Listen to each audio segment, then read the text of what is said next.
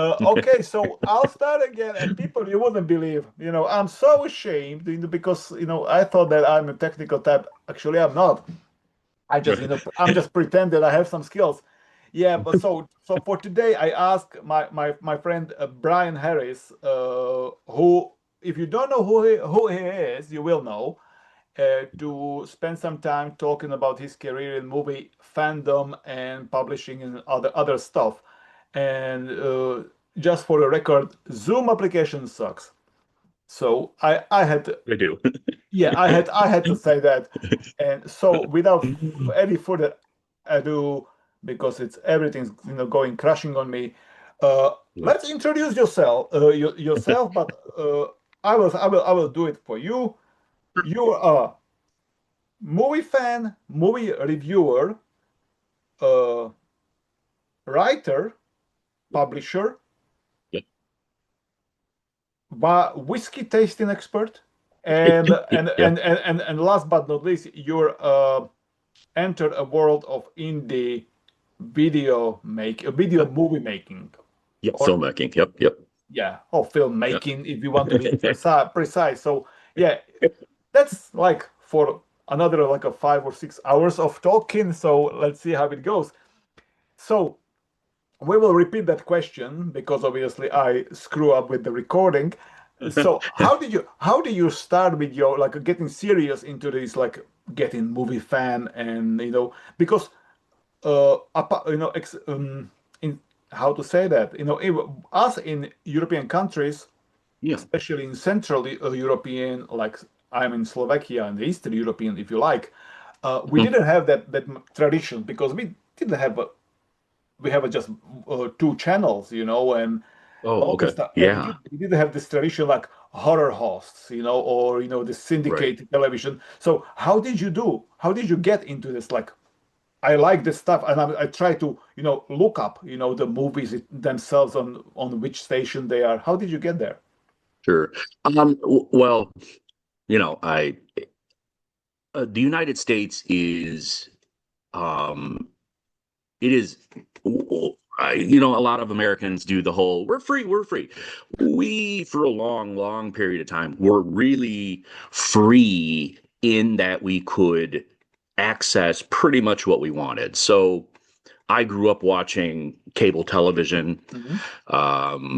You were pretty much able to rent any videos you liked, so long as you were, 13, 14 years old. So, I was a horror fan. I started out accessing everything I could, anything I could. But at that point, there was no exploitation cinema for me. It was just whatever I could get my hands on. And it was always the worst I could get my hands on. Always. um, yeah, and then it was as I mentioned in our pre-recorded interview, I or pre-recording. Yeah. There was a short period of time that I had done the religion thing with family. We had gone to live with family about 4 or 5 year period where there was no secular anything allowed. So no television, no videos, no radio, no music, no tapes, nothing. Weren't even allowed to grow beards. You had to have your hair cut. No tattoos, no jewelry, no shorts. No, no, that's extreme. That's really extreme. Like what is the southern belt? United Pentecostal. Oh Yeah, dear so Lord! I thought it was the belt buck. What was what's the word? Bible Belt. Somewhere in the Southern America, Southern yeah, states. Yeah, yeah, when the it's still a very big thing. Of course, that United Pentecostal movement, it's changing. They're allowed to have TVs now and all that. But when I was younger, it was not like that. So after leaving that, um, it was early '90s, and already by then I was pretty set in some pretty bad ways as far as kids go. It was a backlash, of course. yes, of course, Um, and rebellion. so Yeah. yeah, like a rubber band. And of course, the first thing I did was I went out and got armloads of tapes anytime I could, and what really kicked it off, what set me off was, and some people have probably grown at this, but Gummo. Oh, Gummo, the reflecting skin, um, horror had started to take on even well, hardware is a little earlier than that, but its hmm, hardware was phenomenal. still Dust is, Devil, still is. there it was a sort of an almost an artistic movement in trash and horror, and yeah, it was around that time that people started dropping, like smaller boutique companies were already dropping tapes and stuff toward the end of the 90s there. So, Yes. um, yeah, it was around the end of the 90s, I think. That's about when I really started getting into the stuff that much of it I'd already seen but knew nothing about. And with the internet came Yeah. information. And Of so course. Yes. finally I was able to find out, like, oh, well, this director did this. Let me go ahead and find all these films. And it's just a domino effect. To be honest, I'm surprised because I know your stuff from the magazines, Yeah. and your knowledge is quite big. So I thought you've been actually growing up with all this stuff like many other reviewer were like from the early childhood. So I'm surprised Yeah. that actually Yeah. you got a Yeah. lot of learning very fast. I did. And I did what everyone does at a certain point. You do this deep dive. Yeah, exactly. But yeah, it's a terrible spiral though. Once you get in, it's very hard to get out. There's a lot of people that still haven't gotten out of the spiral. There are people out there that will literally challenge you to a fist fight if you say Faces of Death is not real. That kind of mentality, that fandom, hasn't really moved on, and I think the genre has moved on. So I have too. You know, I wanted to ask that question, but you dropped it first. Mhm. What I was surprised, because uh, to share my deep dive, Mhm. up to I would say like 2014, I was just a Yeah. casual viewer. Didn't Sure. have no idea about movies. Like, okay, horror movie, whatever. Yeah, nice. Oh, Yeah. was terrific, whatever.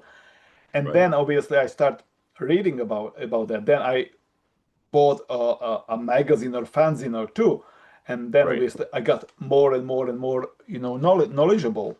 But Right. what I was surprised to see that people were actually not even discussing, but arguing or verbal fighting over like Yeah. who got more exclusive interview or exclusive review or who knows more about it. I'm like, oh my Yeah. goodness, that's a real thing. Yeah. Yes. Yeah. That's I'm not a team player. I'm just not.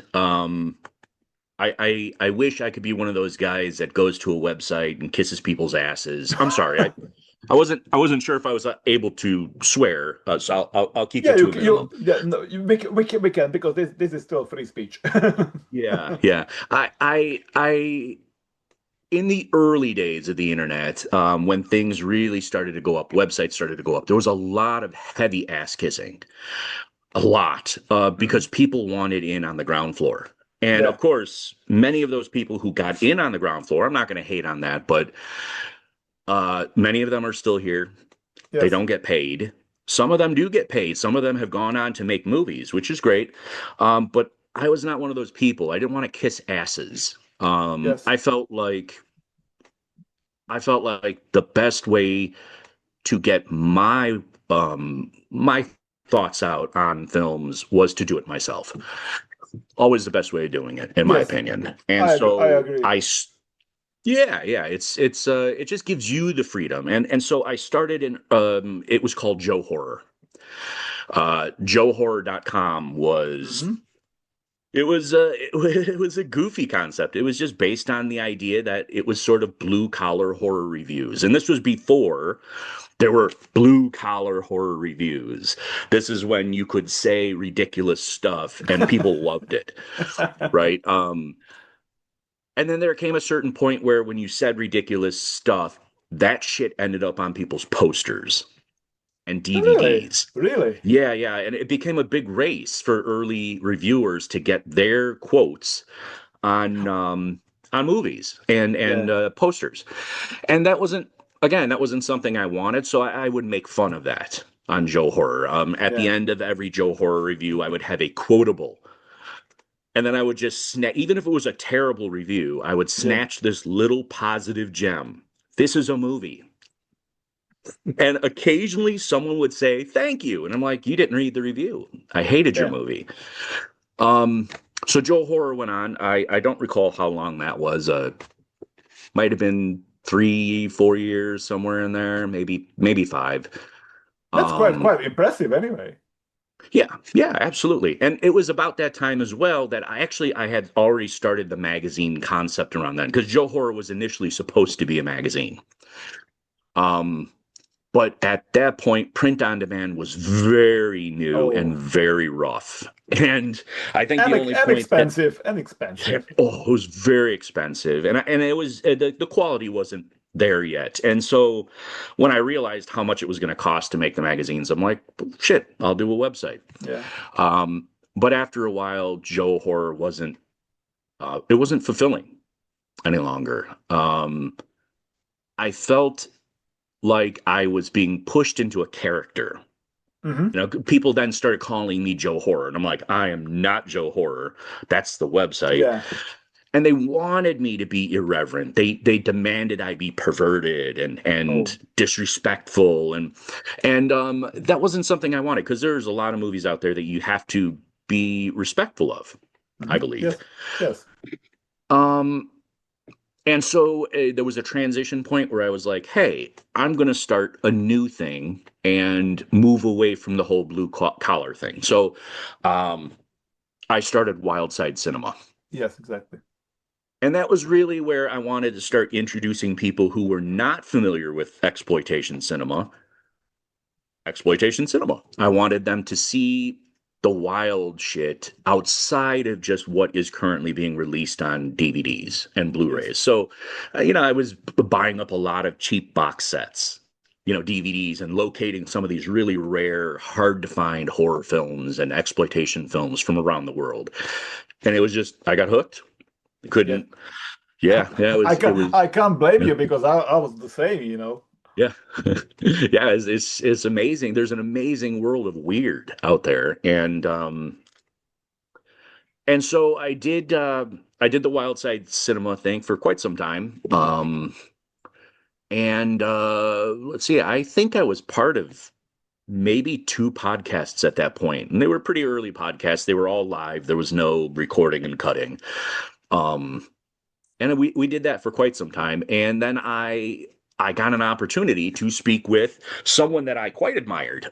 His early zines and stuff like that were, again, always influential. I will always say that Tim Paxton Oh, yeah. was very influential, especially in the early to late '90s. And so I got that opportunity. I was like, hey, I'm going to get Tim on my podcast and we're going to shoot the shit. And I did, and I loved it. And as he's talking about his zines and how the whole comic book system went under in the '90s, which ended up taking his magazine with him, essentially. The distribution system collapsed, And and that was it. if you don't mind, Brian, Yeah. because I always say that we need to give a praise to people who deserve that, and Yes. Tim absolutely deserved the praise. So we're Yes. talking about the zine. If I'm not mistaken, it was either a video voice or highball. Video voice, highball, and monster, Monster International, of course. right? Which is, We were yeah, mentioned it later on yeah, also, but yeah, he definitely need to be mentioned yeah. It in the just in this very journey. influential. Yeah, yeah. I mean, um, and at that point, I think around the early beginnings of Wildside Cinema, somewhere in there, I'd already met Tony Strauss. I was meeting a Mhm. lot of people who were coming to the website, enjoying the reviews, and then staying for the forum, Yes, because forum was for the very important in those right, days. Yes, for the Z's and the alphas out there, a forum is a place you would go and enjoy things. yes, They don't enjoy things anymore. Um, and so, yeah, I was talking to him on the podcast, and as I'm talking to him, it hit me like, why is this man not doing another zine? And so I'm messaging him as I'm talking to him on the podcast, and I said, hey, why don't we do a zine? Yeah. And that was it. We ran with it. I had already had the name. Weng's Chop was ready to go. That that was based on the diminutive actor, the Weng Weng. Weng Weng, Weng right? Weng, of course. And of course, Weng's Chop was the whole, And so I knew that the people who knew would get it, and Absolutely. they would come. Sort of like the building the Field of Dreams. I knew that the people who enjoyed exploitation and didn't want fluff blown up their asses would show up. And they did. I mean, the magazine has done, it's been phenomenal. I mean, it really was a phenomenal trip. And in the process, we have published some really fantastic books. Yeah, we will talk about them as well. But Sure. first of all, I need to mention you did this book is called FilmBrawl. Yeah, I have FilmBrawl. I have it. I have it. I had to buy it. Sorry, Yeah. And when was that published? Was this published before the Weng Shop or during the actually working on Weng Shop? Like, while FilmBrawl has the early beginnings of Joe Horror in it. And I believe I started writing I believe at the end of Joe Horror. So that might have been around the early 2000s, I believe. It was like 2004, 5, maybe. So there was a transition from going from like a Joe Horror or Wildside Cinema to Weng's Shop. Yes. And FilmBrawl, another hugely influential book for me was Creature Features, which I love. If you love capsule reviews, just short, quick, maybe 2 sentences, nothing more, let me make up my own mind kind of reviews. And I am passionate about those reviews. Convince me in 2 sentences. Yeah. That's how I am. And if you can do that, then I'm in. And so I thought to myself, why not write an entire book about it? And so I did. And I hate when people say in discussions. I was actually talking with a representative from a publishing company. And they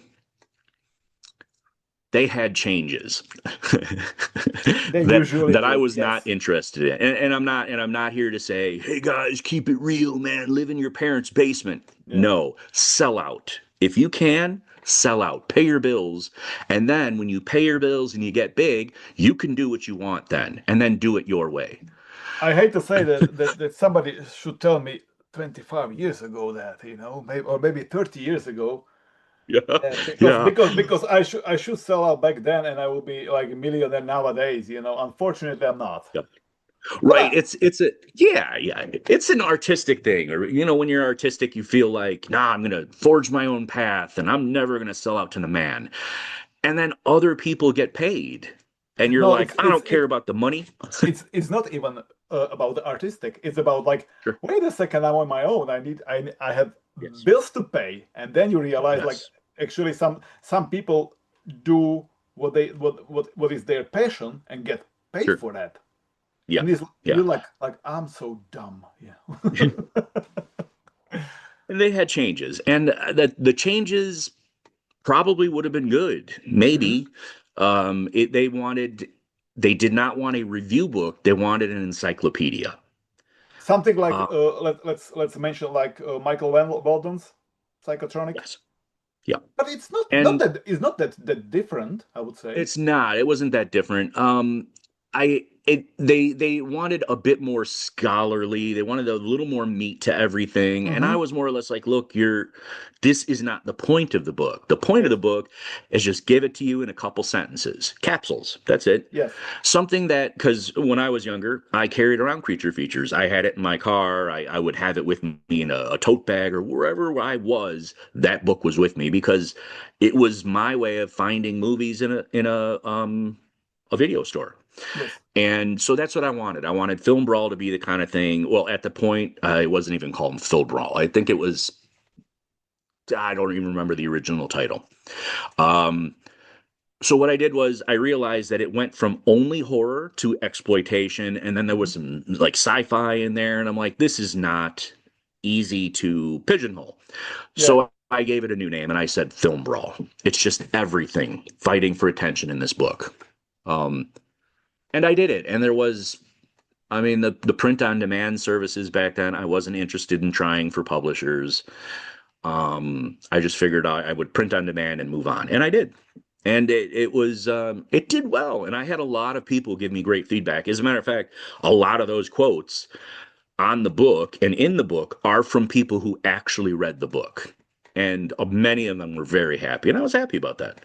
So, and then I moved on.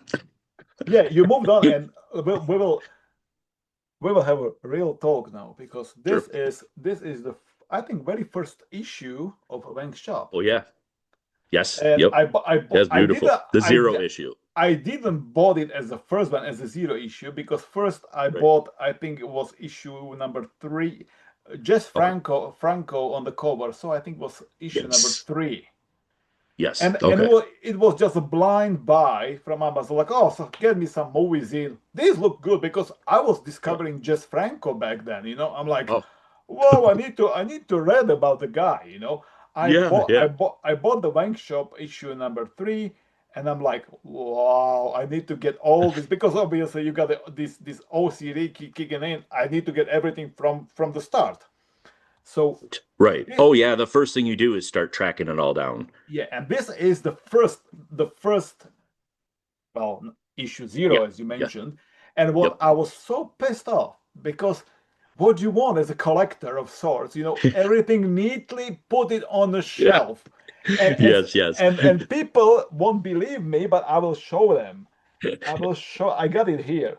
They Imagine freak that. out about it. Oh my goodness. Like, okay, so this is that issue number zero, but Yep. then it was followed by issue number one. Yeah. Completely different format. I'm like, Absolutely. Yeah. oh, come on. But, I persevere until there was like some point number issues Right. in between regular ones, and they were Yeah. like, The half they, issues. Yeah. yeah, it was like completely different issue, format again. I'm like, Phenomenal. you gotta be fucking kidding me. Yeah. And Yeah. to be honest, why was that? And whose idea was that? And why? Yep. Well, first of all, initially the size of the zine, I believe Tim and I had kind of settled on it because we wanted that original zine size. Um, Hmm. I should say, and this is a quick aside, I knew Tim Paxton before he had come on my podcast. Tim and I had worked in the early 2000s, and this is I don't know if this is out there or not. It might be, but early 2000s, I was a comic publisher. Oh, really? Yeah, I didn't know I did that. comic and a music producer. Yeah, I but the comic publishing I did. We released two issues. We released a zombie comic called Dead Hatton. And we released the first issue, the first reprint issue of Clive Barker's Lost Souls magazine. Brian, I need Yeah, to stop you now because we need to finish that session and we'll go back with another absolutely. one. Okay, Okay. so grab some water. We'll come back. We'll come back. Sounds great. Thank you.